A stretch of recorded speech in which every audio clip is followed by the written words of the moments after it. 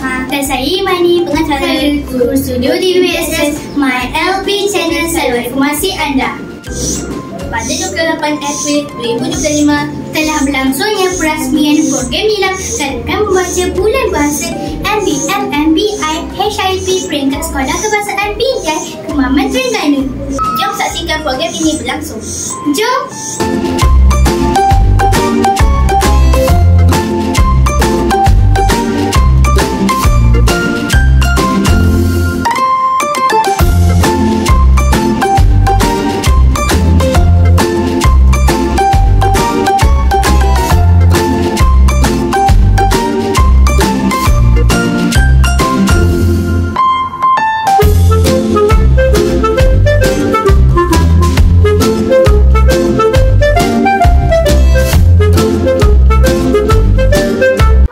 Okay, Alhamdulillah. Assalamualaikum warahmatullahi wabarakatuh.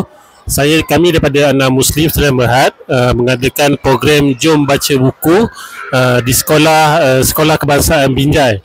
Jadi objektif kami di Anak Muslim nak memupuk kesedaran membaca dan patuh syariah, pelbagai bahan bacaan yang menarik dan nilai-nilai murni, mesej penting adab, pembentukan peribadi mulia dan akhlak, dan bangga sebagai Muslim lah.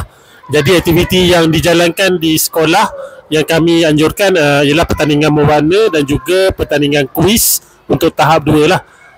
Bagi kuis tahap 2 kami akan tengoklah dari segi pendidikan Islam dan pengetahuan umum lah, untuk nak tengok budak-budak dari segi bahan bacaan dia orang lah. Jadi itu sajalah, insyaAllah.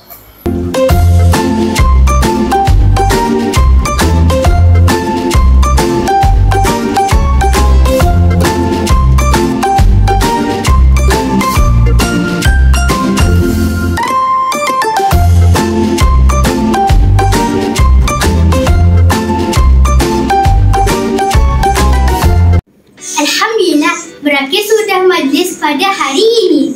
Semua boleh seronok sekali bersama Anak Muslim. Jumpa lagi di lain episod. saya Nuha Dan saya Imani. Teruskan bersama My LP Channel. Bye.